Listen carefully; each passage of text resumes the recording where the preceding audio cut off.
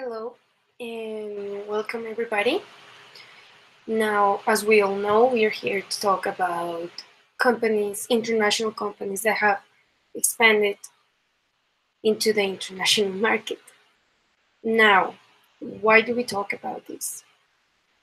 Well, I think that it's important that we, as students of modern languages and an entrepreneur point of view, see how the international market works.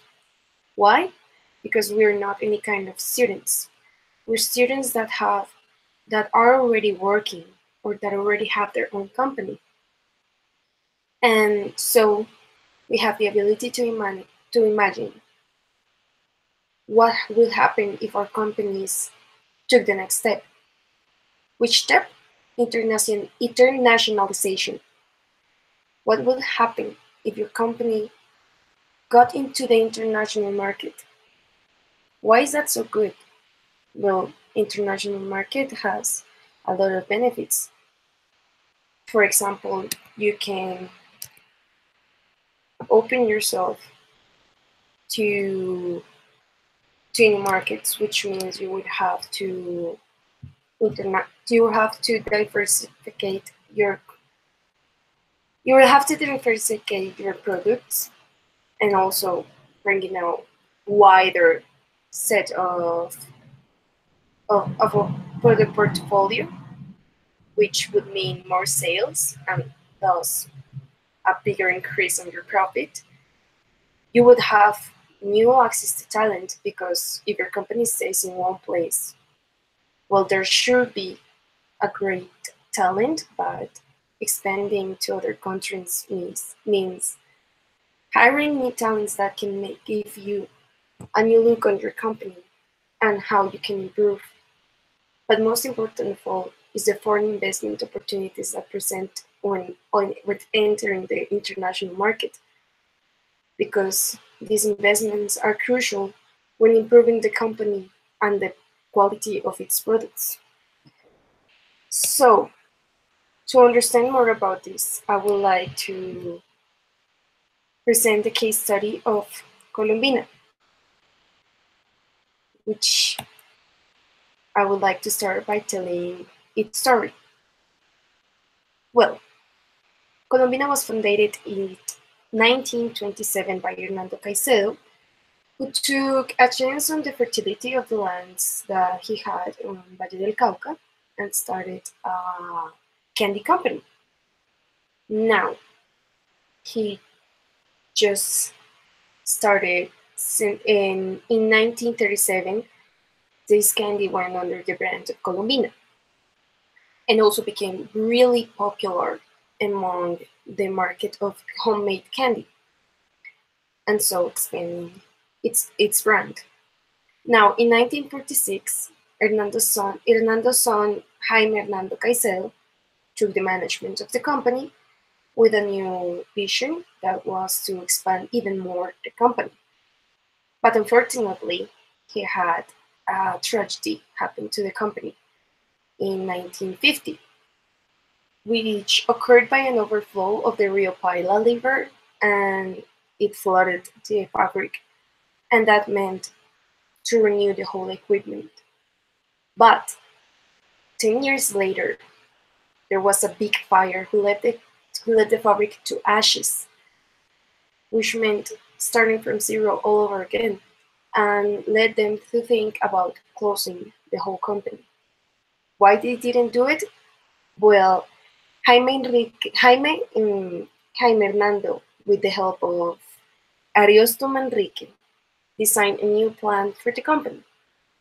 And with the help of many shareholders, they gathered the money to start the company from zero and design a new plan, which was international market. Now, when entering the international market, as we all know, there are many ways to do it. But Colombina's approach was exportation. What's the deal with exportation? Well, it has its advantages and its disadvantages. For example, in the advantages, as I said before, you have your expansion of your market. which leaves you less dependent of the only market you were managing. There's also a greater production that can lead you to larger economy. And also, your development budget could work harder as you can change existing products to suit these new markets. Unfortunately, the disadvantages are as many as advantages because the company has to be careful because they can lose the focus on the market at home by managing the markets outside home. There's also the problem that if the international market is overseas, the person can lose the control over the company. Also, there will be a lot more relationships to handle, which means higher cost administration. But still, Combina managed to understand these disadvantages and help their way through the international market. How did they do that? Well, let's start with the exportation study. When Colombina started, they started just by entering the United States with a little exportation, no more than 30 boxes, on 1962. But by 2001, the exportations made $35 million, and 2 years later, $47, with an average of $40 million per year since 2001 to the present. How do they do that? They just entered a competition against the European candy market. What's their competitive advantage? Well, there's 4 points. The flavor and the quality of their products, the innovation, for example, Bon Bon Bon, which was a product that tripled the tripled the investment that they made on it and has been the most acclaimed product of the company. Also meeting the demand. What does this mean? Well, like I said before, when entering an international market, you have to meet a lot of other target populations, and they have different demands than the target that you're managing at home, which means they have to change the way the products they are making or create more that will meet the demand of the new product. And also that will mean the adaptability that they have when entering a new country. So that said, let's talk more about Colombina as a company. What's Colombina? Well, it's a food chain that specializes in the fabrication and sales of their own products. It obviously moves on the sector of the food industry, and their products are a large variety in confectionery, biscuits, pastries, sauces, preserves, ice cream, beverages, oils, chocolates, and canned goods. Well, how did they do? How did they pass from homemade candy to a wide portfolio of products? Well, when the fire destroyed the fabric, the company decided to replace the equipment with European technology that helped them go that helped them go from a homemade candy to a large produce of candy like Bon Bon Bon, marshmallows, coffee delight, and others. And also, as they were spending, they were also acquiring new companies like Robin Hood, which they acquired from Bogota, and now it's just Colombian ice cream. Before talking more about the international growth that Colombina had, I would like to talk about the national growth. How did they went from Valle del Cauca to the rest of Colombia? Well, as I said before, the company started as a by Hernando Caicedo, who took advantage of the fertility of the land that he had. But in Valle del Cauca, there were many plantations of sugar. So he thought, how can I how can I use the sugar into something that everyone could have on their daily consumption. That's how he came with the idea of making confectionery.